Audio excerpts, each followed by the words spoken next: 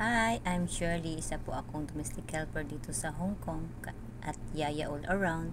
Sa tuwing nagbabakasyon po ako sa Pinas, isa po sa agenda ko ay ang mangunguha ng malunggay para pangbaon ko sa tuwing bumabalik ako dito sa Hong Kong. Ayan, prepare ko na po yung mga gamit para mag-harvest kami ng malunggay.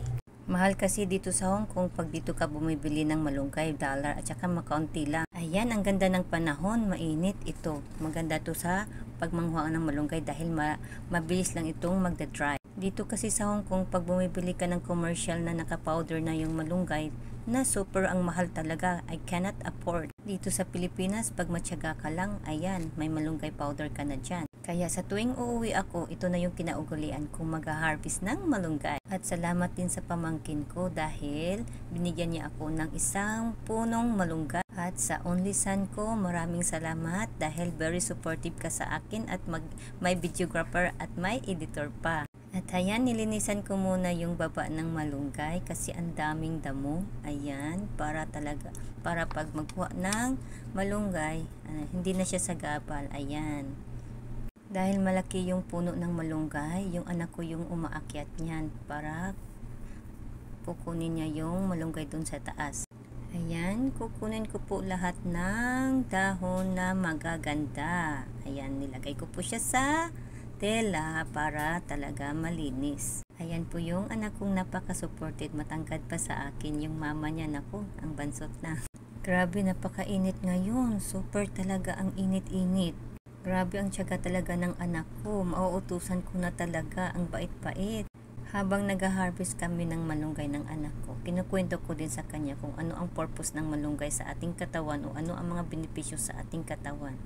At dahan-dahan siyang na-amaze sa benepisyo ng malunggay. Maganda pala to sa katawan daw natin. Ang puno ng malunggay, kahit harvestin mo siya lahat, tutubo at tutubo din yan siya ng panibago.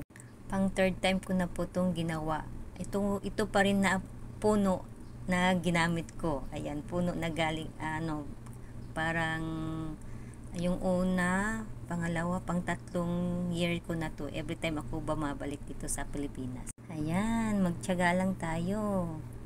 At the end, may malunggay powder na tayo.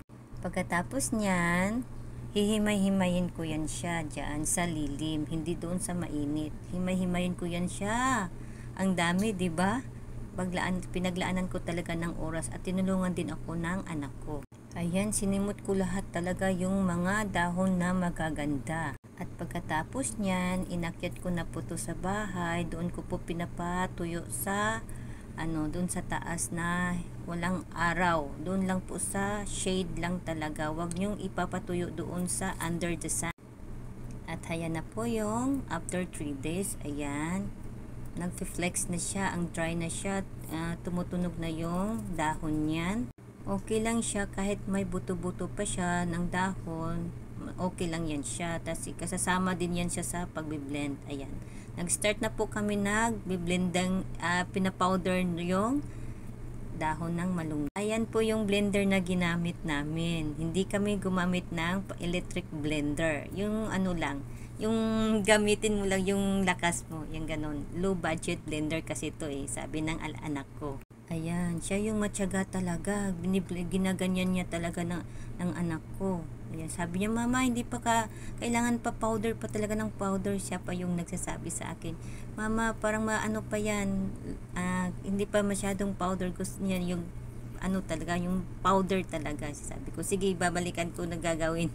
Kaya yung hindi siya satisfied sa powder, siya yung gumagawa talaga. Ayan, tingnan mo, Sabi niya, ma, bilisan mo talagang ganyan, mama, siguro mga 3 minutes, ganyan mo. Sabi ko, ay, nagrabe ang naman. Ang saya-saya ko dito dahil ito yung pinaka-banding namin ng anak ko. Ayan, tinitingnan niya. O yan, mama, okay na yan. Powder na yan. Salamat sa anak ko dahil natapos na.